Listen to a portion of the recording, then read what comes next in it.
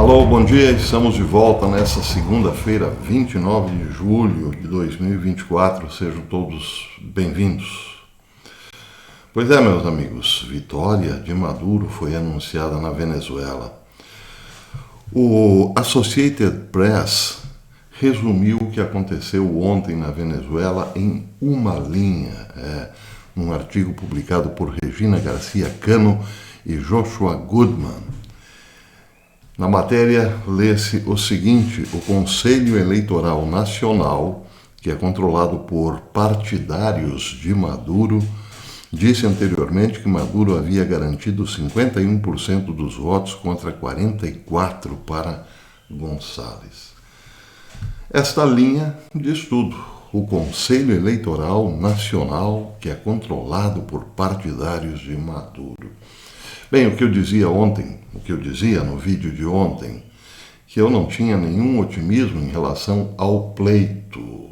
E finalizei dizendo que um grupo de pessoas, quando fica muito tempo no poder, é muito provável que tenha aparelhado praticamente todas as instituições, por assim dizer, especialmente aquelas de muito interesse, como é o caso das eleitorais, por exemplo. Mas isso era só opinião minha. Alguém me escreveu dizendo: professor, estou abandonando o teu canal porque você se baseou aí num texto de um jornalista de esquerda.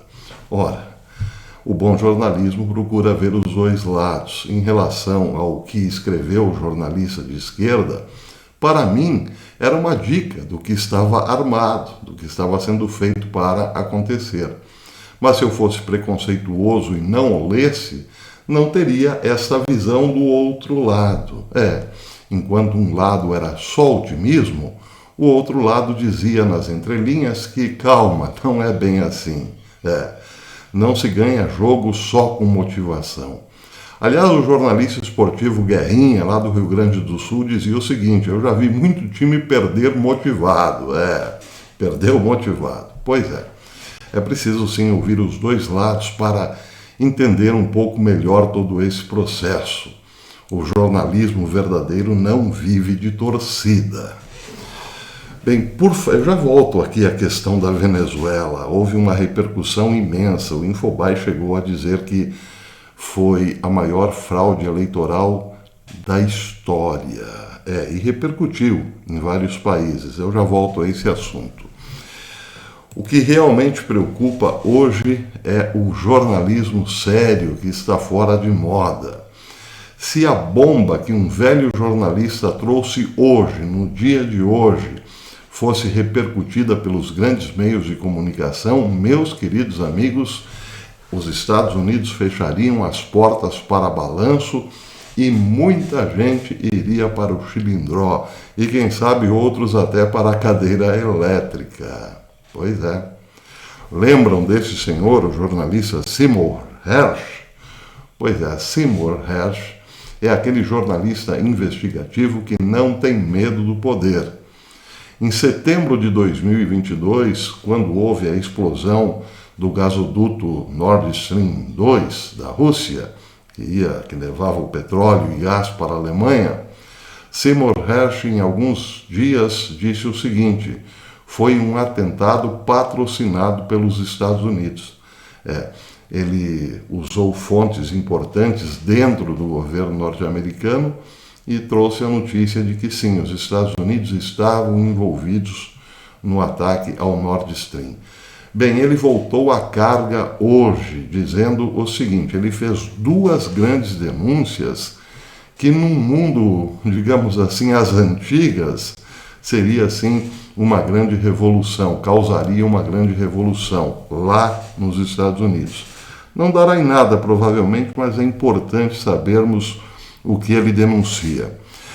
Na primeira denúncia ele diz o seguinte: suas fontes na Casa Branca e em Washington, na Casa Branca, confirmaram a ele que o ex-presidente Barack Obama foi o ímpeto para tirar Joe Biden da corrida presidencial de 2024. Ele diz que Obama ligou para Biden depois do café da manhã, em 20 de julho, e disse: aqui está o acordo, temos a aprovação de Câmara para invocar a 25ª emenda. Isso Obama teria dito para Biden logo que Biden chegou em Las Vegas. Depois saiu estranhamente dizendo que tinha Covid, lembram? E em sua casa acabou jogando a toalha para a concorrência com Donald Trump nas eleições de 3 de novembro. Todo mundo já conhece a história. Então, segundo Hersh, Obama ligou para Biden e disse: nós invocaremos a 25ª emenda se você não jogar a toalha. Bem, a 25ª emenda, entre outras coisas, prevê que, uma vez que o presidente seja incapaz, ele é obrigado a renunciar e assume, ele é tirado de jogo e assume o vice. Então foi essa ameaça que fez Obama, segundo Hersh, para Biden.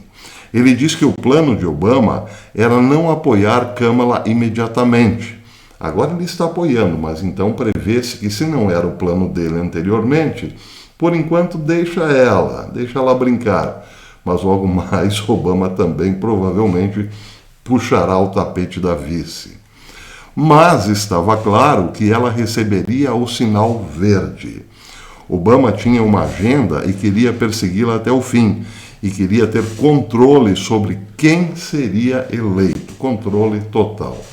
Bem, essa é a primeira bomba, então, dada pelo jornalista Seymour Hersh, mas a segunda é muito mais importante, porque ela mostra que os Estados Unidos e a Venezuela, por assim dizer, tem tudo a ver. Prestem atenção. O banco de dados da NSA foi aparelhado ou transformado em arma para conduzir a vigilância política. Primeira denúncia. Ou melhor, o primeiro item da segunda denúncia. O segundo item: o Departamento de Justiça foi aparelhado para atingir a oposição política, entenda-se Donald Trump. Outro: o FBI foi aparelhado para atuar como unidade policial de investigação dos alvos políticos, dos inimigos políticos de Obama. O Departamento de Segurança Interno foi aparelhado para controlar as evidências e informações sobre seus alvos políticos e vigilância. O IRS foi aparelhado como arma contra a oposição política de quem? De Obama. Porque você provavelmente está se perguntando: peraí, foi aparelhado, mas aparelhado por quem? A denúncia de Hersh é exatamente essa: por Obama. Nos seus 8 anos na Casa Branca, ele aparelhou tudo o que pôde. Ou melhor, ele aparelhou tudo, não é? Outro: o gabinete do diretor de inteligência nacional foi transformado em arma para permitir que o radar de mira realizasse varreduras internas contra cidadãos americanos sob o pretexto de ameaças à segurança nacional e ao terrorismo doméstico. Outra: a Agência Central de Inteligência foi aparelhada, permitindo e autorizando que seu mandato de vigilância estrangeira se fundasse com o mandato de vigilância interna do DHS, enquanto simultaneamente a CIA conduzia operações políticas no exterior contra os interesses de países soberanos, toda a sua atividade em alinhamento ideológico. E aqui lembramos, claro, de uma interferência bastante famosa, a tal Revolução Maidan, no qual muita gente acreditou que seria uma limpeza política na Ucrânia, né? E vimos outra coisa acontecer no lugar. Mas enfim, outro ponto da grande denúncia: o Departamento de Defesa foi expurgado de patriotismo, expurgado intencionalmente, ou melhor, intencionalmente enfraquecido por meio de diversidade, equidade e inclusão, e então reduzido a um corpo de generais dispostos a concordar com a política de quem? De Obama. Aqui, procuradores gerais. O procurador-geral iniciou operações de lawfare. Eu falei sobre isso num vídeo da semana retrasada, se não me engano, semana retrasada, né? Em massa, lawfare em massa, quando a lei é usada como arma de guerra contra Donald Trump e qualquer entidade que ousasse se alinhar a ele. E, finalmente, centenas de milhões, provavelmente bilhões, foram canalizados por meio da Lei de Recuperação e Reinvestimento dos Estados Unidos, do New Deal verde, ou Green New Deal, da Lei de Redução da Inflação e de várias despesas legislativas para governos estrangeiros. Mas esse é só o primeiro ponto, o segundo ponto vem agora. Esses fundos foram diretamente para as contas bancárias de doadores democratas e grupos de ativistas políticos. Ou seja, Hersh está dizendo que o dinheiro do contribuinte norte-americano que foi enviado, por exemplo, para a Ucrânia, e foram toneladas de pallets, não é mesmo? Com muita grana, volta na forma de incentivo a partidos políticos, ONG, grupos ligados, claro, a Barack Hussein Obama para financiamento de campanha. Entenderam? Segundo o Hersh, nem todo o dinheiro fica na Ucrânia. Por exemplo, boa parte dele volta para o Partido Democrata, quem sabe, para políticos que usarão esse dinheiro, enfim, em campanhas.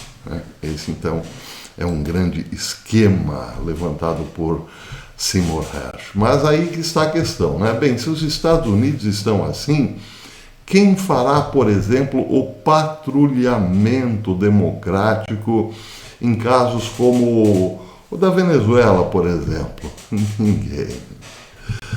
Bem, em relação ao vídeo de ontem, eu disse que um dos fatores que preocupava na eleição, que dava, digamos assim, motivos para nenhum otimismo, é o grande apoio de Maduro, que Maduro tem de Rússia e China, pois não deu outra. A Rússia de Vladimir Putin, parece, ao que tudo indica, foi o primeiro país a parabenizar a grande vitória do Maduro. Então, é claro, evidentemente, que as coisas estão num nível que, bem, parece, ao que tudo indica, o povo não tem mais condição nenhuma de interferência nos pleitos a partir desses players que comandam o espetáculo, esses gigantescos players. É como se alguém dissesse diante de um tabuleiro de War 3, bem, esse país é meu, então eu vou colocar aqui as minhas pecinhas.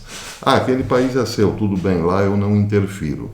Só que o seu, que supõe o outro lado deste equilíbrio de forças, tem também as suas intenções e a sua forma, o seu modus operandi muito parecido com o primeiro, de deixar os seus candidatos, ou melhor, os seus interesses. Porque é óbvio, se isso está acontecendo na maior nação da Terra, ou pelo menos aquela que foi considerada o último bastião da democracia, meus amigos, podemos fechar esse caixão, o último prego já foi colocado. Esse é o mundo, então, que estamos nesse momento. Não há nenhuma perspectiva de mudança à vista. Só Deus poderá interferir nesse processo. Tenham isso em mente. Bem, notícia quente vinda de Israel, ou melhor, da Turquia. Erdogan disse o seguinte no sábado: temos de ser muito fortes para que Israel não possa fazer essas coisas à Palestina. Ele citou meios de comunicação, isso foi afirmado em meios de comunicação locais, na Turquia, na província de Rize, no noroeste do país. Ele disse: assim como entramos em Nagorno-Karabakh e na Líbia, faremos o mesmo com eles, ou seja, entraremos em Israel. Não há nada que nos impeça de o fazer. Só temos de ser fortes o suficiente para dar esses passos, disse o presidente turco. Uau! A Turquia ameaçando invadir Israel. Pois é.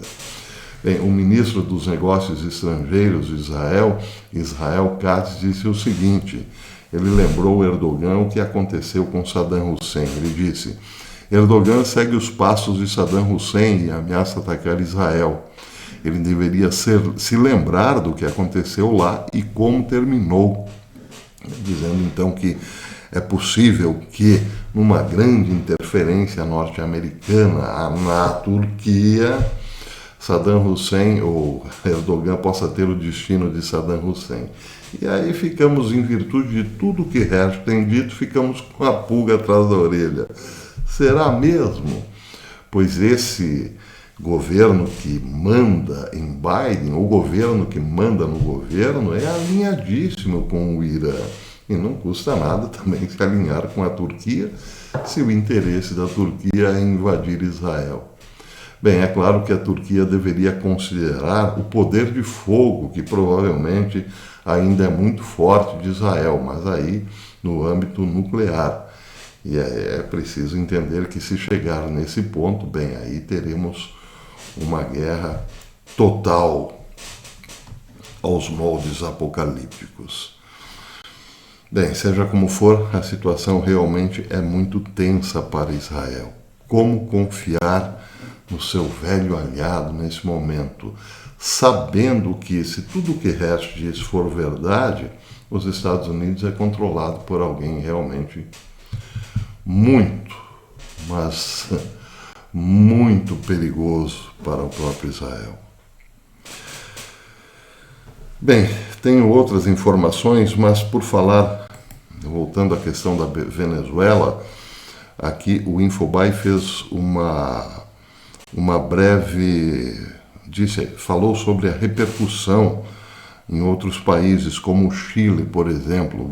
Gabriel Boric, do Chile, diz que não reconhece nenhum resultado que não seja verificável. Ele pediu resultados transparentes e disse que o Chile e o mundo não aceitariam outra coisa. O presidente do Uruguai, Luiz Lacalle Pou, disse que não reconhecerá o resultado anunciado pelo chavismo. O processo foi falho, disse ele. Já o Peru convocou o seu embaixador em Caracas para consultas após fraude eleitoral. E a Espanha pediu total transparência e publicação das atas, tabela por tabela. Em relação aos Estados Unidos, diz a Infobae que os Estados Unidos manifestaram hoje, segunda-feira, uma séria preocupação, é mesmo?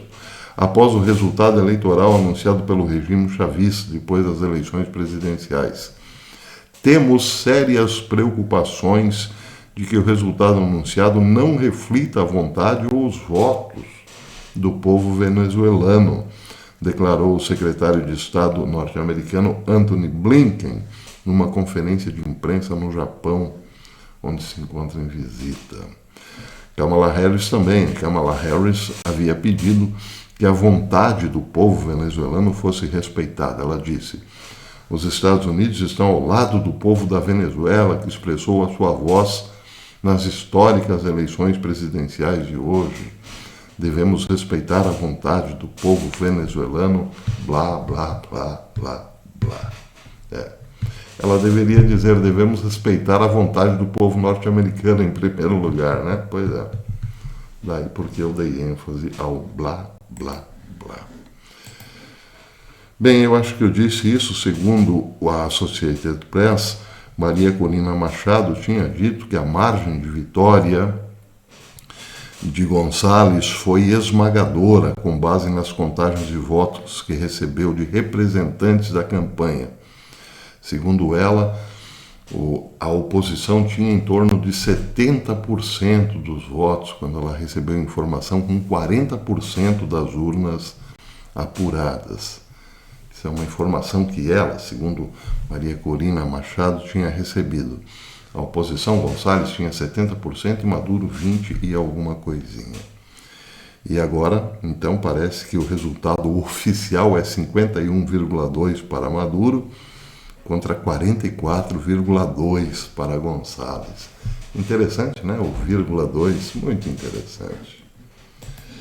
Bem, eu continuo aqui acompanhando, como disse ontem, como terminei ontem, um olho na Venezuela, porque não sabemos o que pode acontecer daqui para frente, claro, ninguém aqui tem bola de cristal, então um olho muito atento na Venezuela e outro olho muito atento em Israel, porque lá sim pode de fato estourar um grande conflito, já que até a Turquia